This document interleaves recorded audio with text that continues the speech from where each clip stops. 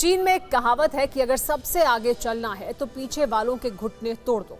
Super power बनने की सनक में जी रहा चीन यही कर रहा है। इसीलिए शुरुआत अमेरिका को निहत्था करने की चीन की साजिश के सनसनीखेज जानकारी सामने आने से करते हैं। अमेरिकी हथियारों को लेकर चीन की जासूसी पर अक्सर खबरें सामने आती रहती हैं, लेकिन इस बार बीजिंग ने अमेरिका के एटमी जखीरे में ही सेंध लगा दी है। अमेरिका के लॉस एलमोस न्यूक्लियर सेंटर में चीन की जासूसी की जानकारी सामने आई है। चीन के 2000 से ज्यादा वैज्ञानिकों को जासूसी के बाद बीजिंग वापस बुला लिया गया है। सवाल यह है कि अमेरिकी हथियारों की जासूसी के पीछे चीन का मकसद क्या है? बीजिंग के सेंधमारी से अमेरिका में कैसे हड़कंप मच गया है, इस सुपर एक्सक्लूसिव रिपोर्ट में देखिए। एक से बढ़कर एक धमाकों से धमकती धरती और धुआं धुआं आसमान, आग बरसाते टैंक, टारगेट को तबाह करती मिसाइलें। ये रूस और यूक्रेन का मैदान नहीं है, ताइवान के किनारों पर चीन का तमाशा भी नहीं है, ये कोई जंग भी नहीं है। ये तो वो हथियार हैं जिनकी बदौलत अमेरिका धरती के एक छोर से दूसरे कोने तक तबाही की ताकत रखता है। वो मिसाइलें, फाइटर जेट और एटम बम जिनकी बदौलत अमेरिका को दुनिया का सबसे ताकतवर मुल्क होने का तमगा मिला है। लेकिन यही हथियार अब अमेरिका के सिर पर बारूद बरसा सकते हैं, क्योंकि दुनिया के सबसे ताकतवर मुल्क के एटमी गोदाम में सेंध लग चुकी है। यूएस की सिक्योरिटी फुस, अमेरिका में बीजिंग के कितने जासूस, मेड इन चाइना का लॉस एलमोस सेंटर, बाइडेन इतने बेखबर, प्रोजेक्ट मैनहट्टन में चीन की सेंधमारी, अमेरिका ने देर कर दी। जी हां, यही खबर है, पक्की और बेहद सनसनीखेज खबर।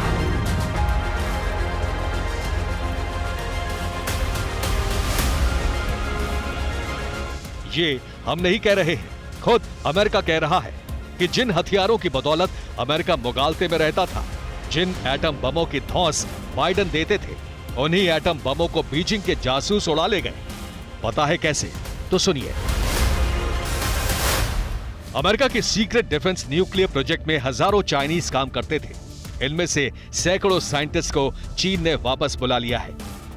2021 में 1415 चीनी वैज्ञानिक अपने देश लौटे हैं, जबकि 2020 में 1162 वैज्ञानिक लौटे थे।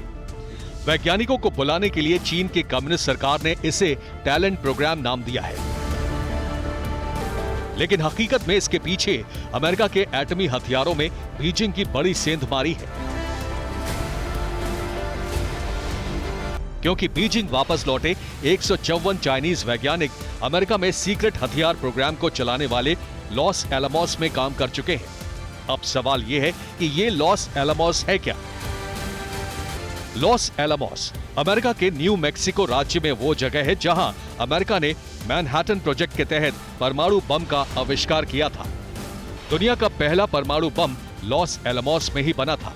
यहीं से बने परमाणु बम को हिरोशिमा और नागासाकी पर गिराया गया था।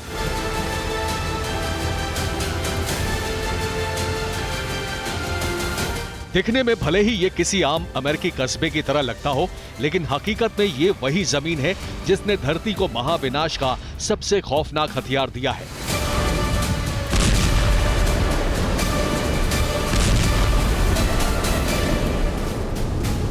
यहीं से निकले एटम बम ने दुनिया को नई सदी की नई जंग से रूबरू करवाया।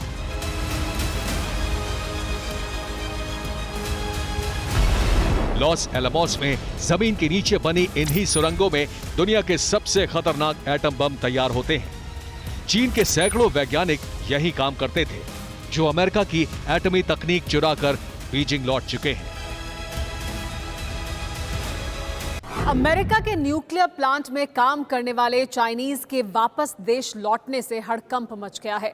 अंदेशा ये जाहिर किया जा रहा है कि इन वैज्ञानिकों के हाथ अमेरिका के डिफेंस सीक्रेट भी लग गए हैं।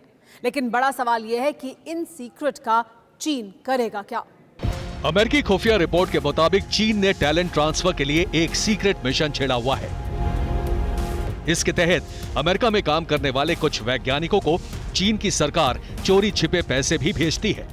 बदले में चीनी वैज्ञानिक अमेरिका की तकनीक बीजिंग भेजते रहते हैं। हाल ही में एफबीआई ने लॉस एलमोस में 5 चीनी वैज्ञानिकों को गिरफ्तार किया था। सवाल यह है कि जिनपिंग के मिशन सेंधमारी का मकसद क्या है? जवाब है चाइनीज प्रेसिडेंट शी जिनपिंग की दो सबसे बड़ी चुनौतियां। पहली चुनौती यह है कि 2049 तक चीन को दुनिया का सबसे ताकतवर मुल्क बनाना है। दूसरी चुनौती यह है कि ताइवान को चीन में मिलाना है। चीन की ये बहुत बड़ी हसरत है, लेकिन फिर जिनपिंग को वो कौन सी बात है जो ये काम करने से रोक रही है? चीन के खौफ को इन तस्वीरों से समझा जा सकता है। माओ का मुल्क अगर ताइवान पर कब्जे के लिए जंग छेड़ता है तो दक्षिण चीन सागर का समंदर इसी तरह एटमी धमाकों से दहल सकता है।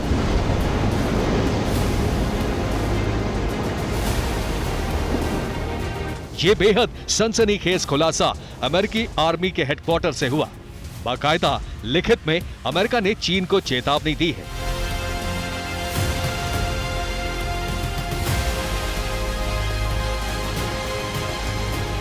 पेंटागन की तरफ से जारी military and security development involving the People's Republic of China और चाइना मिलिट्री पावर रिपोर्ट में इस बात का जिक्र किया गया है। ये रिपोर्ट करीब 192 पेज की है।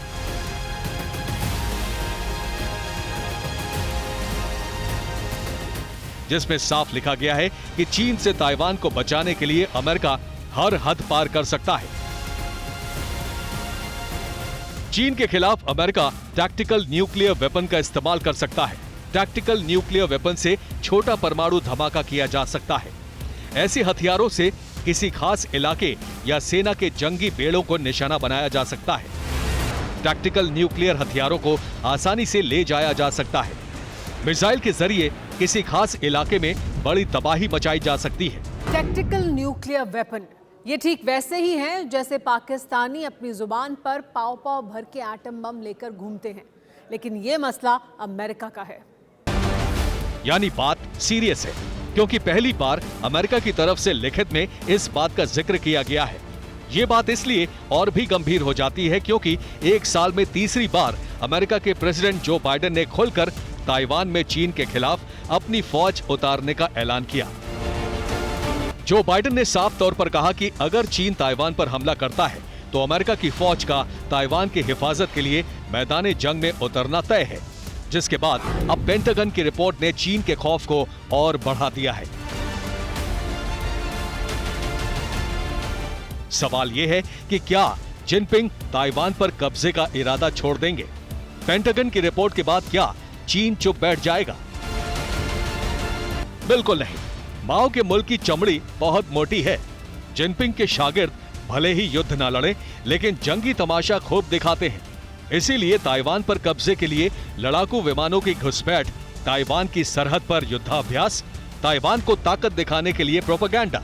चीन हर वो तिकड़म आजमाता है जिससे दुनिया को बीजिंग की फर्जी ताकत का एहसास होता रहे। चीन की सेना जिनपिंग के इशारे पर काम करती है। जिनपिंग भले ही कितना भी दावा कर लें कि वो दुनिया की सबसे ताकतवर सेना को चला रहे हैं, लेकिन वो भी बखूबी जानते हैं कि दुनिया के सबसे ताकतवर मुल्क से टकराना अपने लिए मुसीबत खड़ी करने जैसा है। इसीलिए चीन अमेरिका को उसी के अंदाज में टक्कर देना चाहता है। इसका खुलासा भी पेंटागन की रिपोर्ट से हो चुका है, जिसके मुताबिक चीन अपना परमाणु जखीरा तेजी से बढ़ा रहा है। 6 साल के भीतर चीनी परमाणु हथियारों की संख्या बढ़कर 700 हो सकती है, जो 2030 तक 1000 से भी ऊपर पहुंच जाएगी। ये हालात तब हैं जब चीन दावा करता है कि उसने 90 के दशक के बाद कोई परमाणु परीक्षण नहीं किया है। सवाल यह है कि चीन की करतूतों को क्या दुनिया जानती नहीं है या फिर जानबूझकर अनजान बनने का नाटक करती है। लेकिन इस बार अमेरिका के एटमी जखीरे में चीन की सेंधमारी ने व्हाइट हाउस को हलकान कर दिया है।